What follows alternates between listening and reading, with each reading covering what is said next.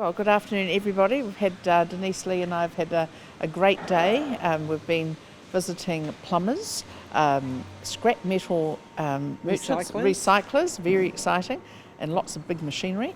And then we've been here today with this very, very interesting electrical manufacturers, and just a wealth of and breadth of experience and innovation has been staggering today. So first off, thanks Denise for organising all that, but really, really great to see some of the innovation and the manufacturing that goes on in New Zealand, often behind closed doors, but often unseen, because from the outside this looks like a entirely different place from when we come into it and have a look.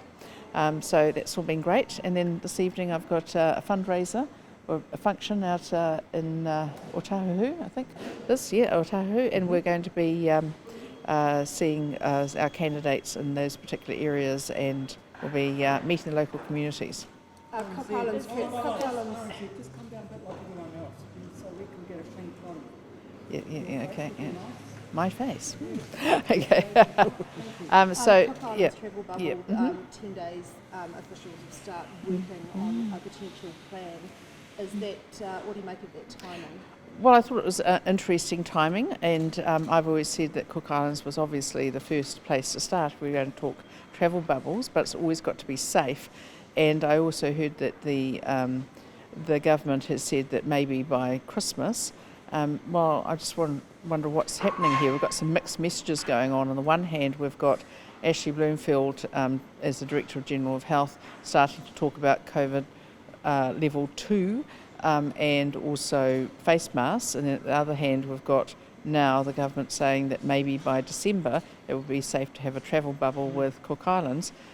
What's going to be different between now and December? I'd like them to front up with the details on it. Should testing be part of any regime? We're talking about health check warnings, health and temperature, that sort of thing. Should it be testing? I think it's very important to take the advice of the medical experts on this, and if they believe that there should be testing, then I would have thought so. But what I can't understand is quite what's the difference between, say, October and December. Is it safe? Then is it going to take them that long to do anything? Is it going to take them that long to decide? And it's a very strange sort of announcement to have right now in the middle of an election campaign, to say that they're thinking about having an announcement or something happening in December. It sounds very odd. So I just don't know what's changed, and I think they should explain it. Is the government moving fast enough on that bubble with the Cook? Well, I think what they should be doing is explaining why that's taking that time, and what's going to differ between, say, October and December, apart from the fact there'll be a better government in charge, which will be one led by me. So clearly there's something that they think is different, and I've got these mixed messages in the last few days with the Director General of Health talking about COVID lockdown level 2 and face masks, and people are saying, well, hang on, what's going on here? There's a mixed message going on, so I'm not quite sure too why the Cabinet would be making a decision to, at some stage, have an announcement in December. I mean, it's a little bit premature, isn't it? If we're talking about round country, should Niue be in the mix at the same time? If we're talking about round country, should Niue be in the mix at the same time as the Cooks? Well, it seems to me whatever the processes are, they need to be safe, and that's the number one criteria, I think, for any travel bubble. But it just staggers me that the government is currently today announcing that they might do something in December. Well, they won't be around in December, so it won't be their decision. I think it's going to be announced sooner than that, but to begin possibly in December. Well, I'm just not quite sure what it is that they need to yet clarify and their concerns with. Is it going to take them that long to actually get anything in place? Is there going to be a vaccine by then? Are they sure that they can? Whatever they do, is that they need to understand and explain why there are two different messages coming out within a week of themselves. One is that we need to think about level 2 and have face masks ready. The next one is, we think we can send you all to the Cook Islands for Christmas. Front up and tell us what the difference is and why it is that we've got these totally different mixed messages. What do you believe? I don't know. I think the government's a mess, and I think you can see the Greens, Labour and New Zealand First just obviously having yet another little squabble. So I think they owe it to New Zealanders to say. And the other thing is, it's not really the time for big government announcements. This is election campaign, and when they're talking about having an announcement for something to happen in December, well, it's a bit, bit cheeky, I would have thought. Why do you say a squabble? Why do you say a squabble as opposed to waiting for a health outcome? Well, what's the health outcome they're waiting for? Well, I don't know, but why are you putting it down to a squabble as opposed to, for example, a health? Well, we've seen New Zealand First and the Greens having, quite nasty words said to each other in Parliament, haven't we? There's clearly something going on there, and I think that they need to just remember that they're in the election phase right now, and it is actually all a bit premature to be talking about what they might have done in December, when we've got these mixed messages just the other day from the Director General of Health around masks and level 2 lockdown. I just don't understand why there's such mixed messages going on. What are you getting at when you're talking about those mixed messages? Are you saying that the government is politicising COVID-19? Well, people might look at this and say, why is there an announcement to say they might do something in December when this is now August? And the government has also had the Director General of Health came out just a few days ago saying that people need to be very concerned about a second wave of COVID-19. So I'm asking, why do we have these mixed messages? Either we need to be concerned about a second wave of COVID-19, which case where's it coming from? Because it's not organically grown in New Zealand. This is coming in from overseas if it does. And then we have this announcement today to say that they're going to possibly do something in December. I mean, really? That's just it's very strange. Would you endorse ACT and Well, only if it was safe. And my view is, whatever we do, it needs to be safe. I know New Zealanders have a zero tolerance to COVID-19 in this country, and I absolutely share that concern. There's no COVID in the cooks and there's no COVID. Well, in which case, what's going to change by December? And so, what's happening? No, I'm saying what's going on, what's changing by December. I would always be absolutely looking at the medical advice, the health advice, to make sure that we did not introduce into our communities or the community of the Cook Islands COVID-19. But I'm asking this from the government: why are we getting one message about COVID level 2 and having masks and being prepared for the second wave? Just a few days ago we were told that. Now suddenly we're told in December there will be a travel bubble. And I'm also asking, what's the difference between October and December? Are you going to openly endorse ACT and Epsom? I don't think I need to openly endorse ACT and Epsom, because everyone knows that I think that David Seymour is an excellent local MP, and the National Party, absolutely, I don't need to do anything else. I don't need to have little cups of tea or anything, because everybody knows that David Seymour and I work very well together. I am very happy to say that we want the party vote, please, in Epsom, please.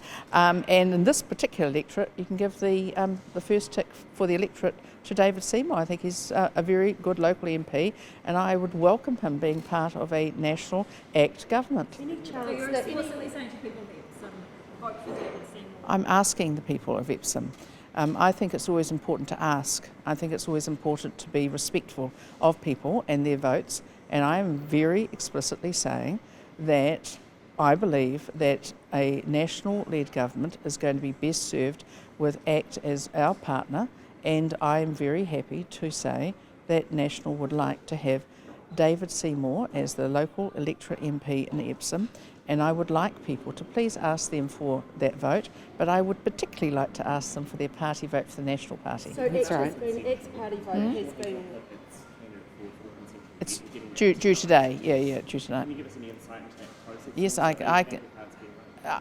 my insight into the Auckland Central process is that that's a party issue, and I will be happy with whatever the result is. That is what we do. I don't get involved in the selection process, and I think it's always best not to. What do you make of reports? What do you make of reports about party members sharing around photos and accusing one of the candidates of being a stripper? I mean, have you heard anything?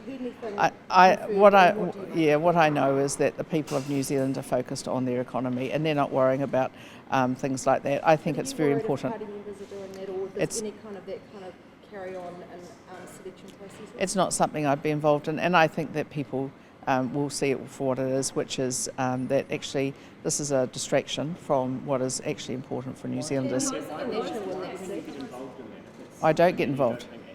No, because I am the leader of the parliamentary wing of the National Party, the leader of the of the party part is the president, and he is in charge of that. So what's the message though to I'm the leader of the parliamentary wing. I am always respectful of other people's positions, and I am someone who has been around in politics long enough to know that the best thing for a leader of the parliamentary wing to do is not to involve themselves in the selections. the events to the run up to the selection? Can National really have a credible shot at keeping the seat? Absolutely, and I have full confidence that the delegates will choose someone who is absolutely someone who could win that seat and will win that seat. And I can tell you this, there's a lot of interest in Auckland Central now, more so than usual, and there's nothing like name recognition, which I think will come out very strongly with whoever the candidate is.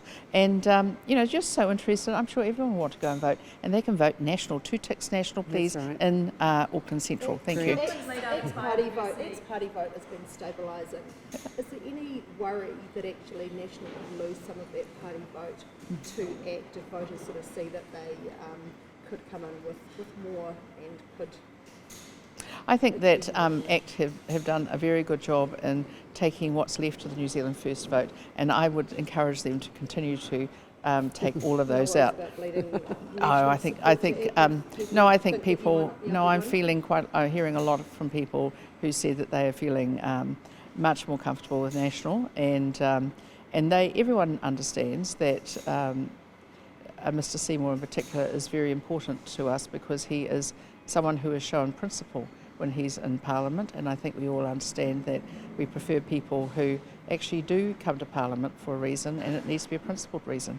The government laid out its biodiversity. No, it's not actually. It's an endorsement of the fact that we can work with ACT, as we have worked with other parties in the past. We have worked with ACT in government. We've worked with the Maori Party in government. We've worked with even the Greens when it came to some policies. We can work with people.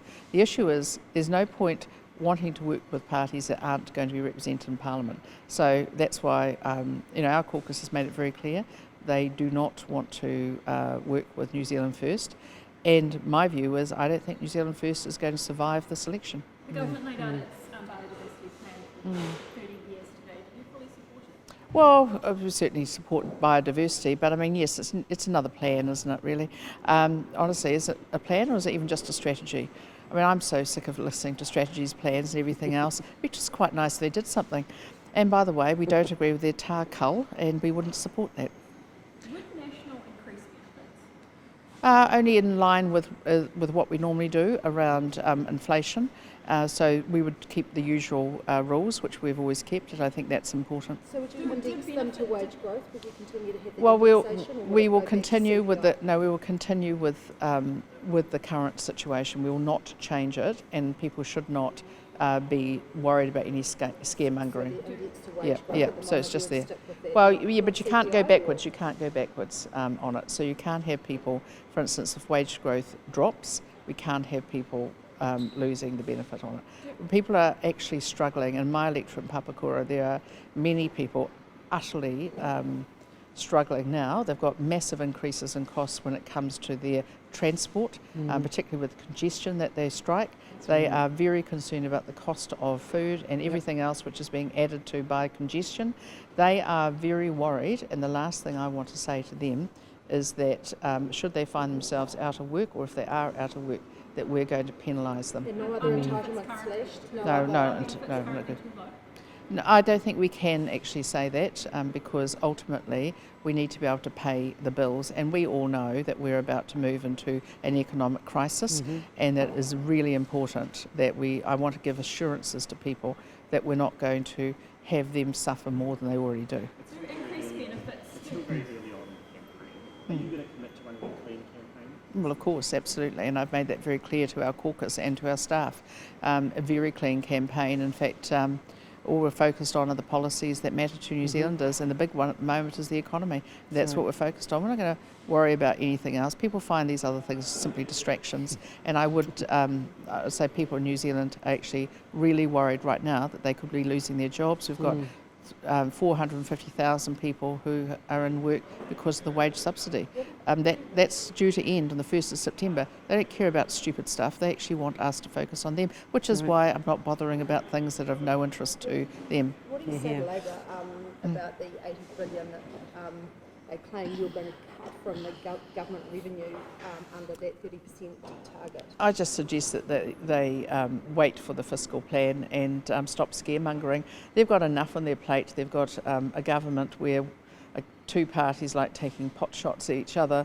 They've got 450,000 people who are on wage subsidy, and it's due to come off from the 1st September. I suggest that they just stick to their knitting and do their job. How do you pay back that debt without Well, cutting you wait for our other fiscal public plan. You wait services? for our fiscal So plan. you Partly, say it's. no cuts to public services. I've just said this. We're not looking at any cuts. What I am looking at is growing the economy, and we've already outlined some of those plans. There's more to come.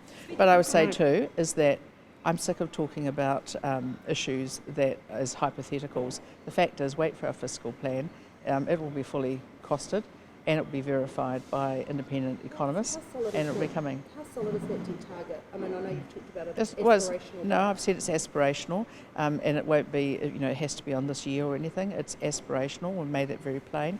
But clearly, New Zealanders do not want to saddle their children and grandchildren with generations worth of debt. They want us to be able to grow the economy, and everything I've heard from the current people in government has all been about tax, tax, tax. When I hear the Green Party talk about tax being love, as I've said before, that's just too much love for anyone. So people are sick and tired of being told that they're going to get their capital gains tax, asset tax, wealth tax, even death duties. These people are just trying to rip money off people who have worked so hard and saved and taken risks, and they deserve to be able to keep their money as much as possible.